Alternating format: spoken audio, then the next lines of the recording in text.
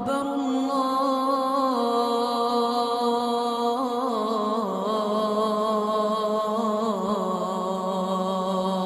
The fraud that my client is charged with, the amount of the fraud is $689,970.24. Alhamdulillah. Assalamu alaikum warahmatullahi ta'ala wa barakatuh. My name is Ishaq Mustakim. My father is from Haiti and my mother is from Switzerland, and I'm Muslim 2 years now. I was born in Montreal and I grew up in Montreal. When I was a young kid, I was really good in school. Like my mom, I'm sure my mom had like high hope in me because I was his first kid, and I was a really good kid, really good grades in school and everything. Everything changed while I was looking for happiness. I was only living with my mom and my stepfather, and I didn't really have a father figure. My stepfather was not a father figure, and my dad was not in my life. So I ended up being raised by the street. So at the age of 13, 14 years old, I started looking like the other kids in school, and I saw them, I saw the kids that were taking drugs and drinking alcohol and going out with girls. I saw them more happy than the other kids. So I started to wanted to be with them and try that stuff. So that's what I did. And hanging out with bad people end up to giving us bad habits. So at the age of 15,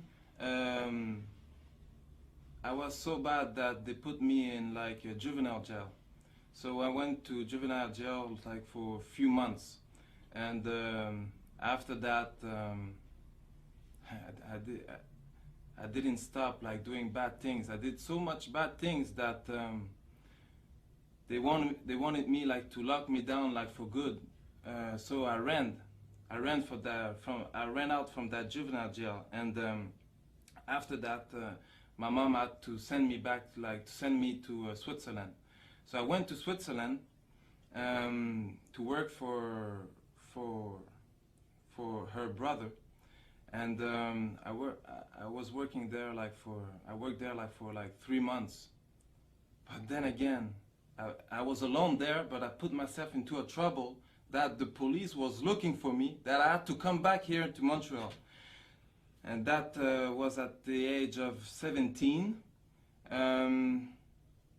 At the age of 17, I cooled off. I stopped doing bad things a little bit, because I was saying to myself soon I will be 18, and soon if I get caught, I will go to jail. But I don't know what happened with me. At 18, I started back again, and they got me, and I went to jail for 2 years. Before I went to jail, I learned that the happiness was into getting high, getting drunk, and getting with girls. But in jail, because jail is the school of crime, I learned that the happiness was into getting a lot of material things, a lot of money. And 2 years in that jail made made me have a criminal mind. I didn't have a really criminal mind before, but that 2 years, that's what it did. And I was Christian before, and I was Christian, but I was not praying. I was only praying when I wanted something really bad, or when I was into problems. And that jail time was for me a problem. So I started reading the Bible and praying a little bit. And I don't know why, somebody that I wasn't speaking with, he wasn't around who I was hanging with. He just came and gave me the Quran, and he told me to read it. But at that time, I was reading the Bible, and the Quran was not written the same way, so it didn't touch me. So I just give it back. After, when I got out from jail, um, I started my mission. My mission to get money. When I got out of jail is there that when I got out of jail is then when I started chasing the money, getting after the money, and because I had no school and the fastest way to get money was a criminal way, that's the way I went. And in every type of way to make money, any type of like bad thing you can think, I was in it, because really my plan was getting money. And I lived like, I don't know if it's a good thing, or if some people would say it's a good thing, some people would say it's a curse, because in my life, like, I achieved like most of my goals that I wanted. And for 10 years, like, I lived that life of like luxury, that life of power and respect. So because when I say this, like, people don't really understand, so I have to make a little bit like of explain a little bit. Like when when I say like I had the things that most people, young and older, they would like to have, that I had in my life, they don't really understand, because everybody has his own perspective on like what is luxurious. So when we're talking about cars, Benzes, I had a few, BMW, Porsche, Viper, Hummer, Jaguar, Cadillac, like most of all the brands, like the big brands, that's the car that I had. Like houses, condos, but not like only like the cars like normal, like the car, because when you buy a car, it's like to make you happy, but the thing is that happiness doesn't last.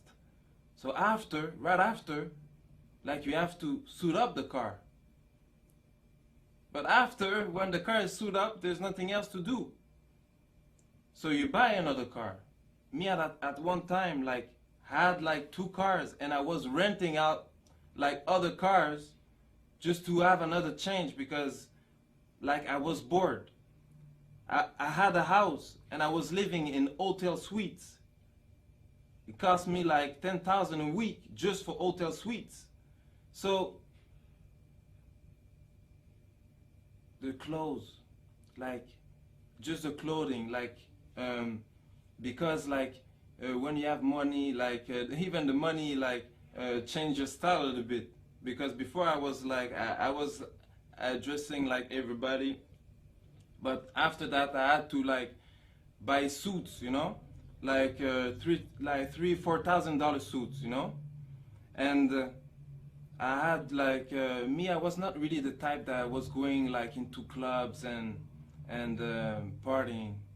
I didn't really like that. What I liked it more was really, because really I was on a mission, I really liked it more like staying home, counting money, planning for other plans, you know.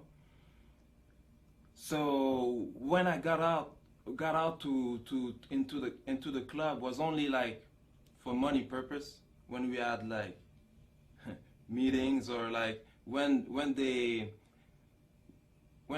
invite me, so they had to be like VIPs and everything, because the thing is that most of the rappers, they want to be like gangsters, and most of the kids, they want to be like rappers, but those rappers, they want to be like the criminals. And at one time, that was the type of person I was. I was a person that really liked like to enjoy a good meal. So that's what I liked it most. Every day going to big restaurant, like the biggest restaurant of the cities, and eating on floors that most of you will never see. like floors that are not open to the public. So we eat like for like few thousand a meal, and that's nothing because there's other people that's doing more, you know. So that was the type of life that I was living, and I lived like a millionaire life for like 10 years. But at the end, because all that doesn't come from nothing, you have to work a lot. And at the end, I was questioning myself, like, because when you have all that, and I didn't find the happiness, like, even at one time, because I was in my house, that I rebuilt my complete house, like, I made a container like to come in front of my house, and I destroyed everything, like throw out everything in the container, and I rebuilt everything like with the best of the material. But even after, I'm alone in my house, like, and I'm thinking like I'm not happy. Even if I drink the best of the alcohol, I'm not happy. So I was questioning myself like really badly, and it's then when sometime like you go into like little like, well, we can call like depression, because you're questioning yourself so much. And at the same time, like, because when you live that kind of life, it can't be good forever. So after 10 years, I got caught for a little thing, and I had a sentence of 11 months. So I went to jail for a few months, 9 months, and because I did, like, you don't do like the full sentence. Like I went to jail for 9 months. So there, because of my criminal file, like they put me like in a certain area, like the maximum. And at that time, like they put me like, even like if I had like a good life, there's always like, you always want more. So there's like always, I was looking up to other people still, you know. So, and they put me like in a wing with like those kind of people that had even more money, that was spending even more money. Like they were talking like a lot of money. So and you it's not like anybody, like we're talking just like that and you believe, like you can read it in the newspaper when something happened, like it's in the newspaper. So and they were talking about me like that. Even them, they were not happy. Even them, like they wanted to change. So really, all that made me even more like put in a position that I had that I had to think about my life. And after, at the end of my sentence, I got in a jail, in a cell with a Muslim, and that Muslim brother started to talk to me about Islam. And really now I was like, because I was already questioning myself, so I was really interested about what he was saying, and what is a good thing for him, but a bad thing for me. He got released, but he told me he would send me the Quran, but maybe something happened because he never did. Like, not, I don't know if he never did, but I never received it. So after I got released, and I went back to my same life, you know, and I forgot everything about God, because when you know more into problems and you're not a Muslim, as soon as things go good, like, you forgot God again. And while I was like doing my life, I met up with a woman, and that woman, she was Muslim, and her mom, she told me that I should look up into Islam, and it's then that I started doing my own